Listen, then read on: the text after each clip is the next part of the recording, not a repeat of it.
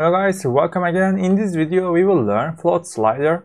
Actually it's similar with integer slider, but now if we have a float number, if you want to use float number, you can use float slider here.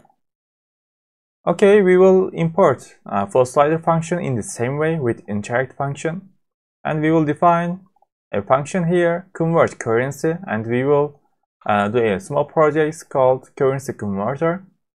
And we have two different variables here. The first one is amount, the other one is exchange rate. And converted amount equals amount multiplied with exchange rate.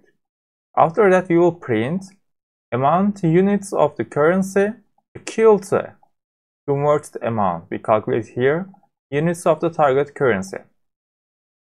After that, we will use interact function here. First, we write convert currency, the name of the function we created. After that, amount equals float slider, and minimum number 0, maximum number 10,000. And this amount is increasing or changing with 0.01.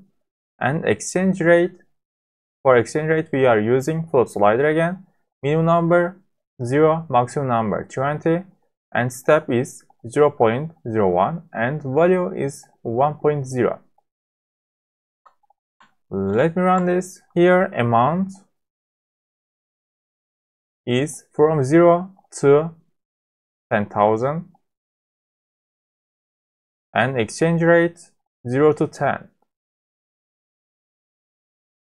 And as you can see, when these values are changing, the results also change.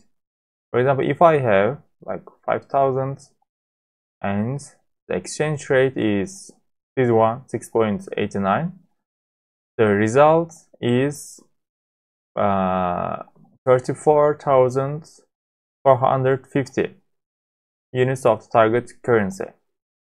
Okay, guys, I think it's also a good project. If you have any more questions, please ask me. See you in the next video. Bye bye.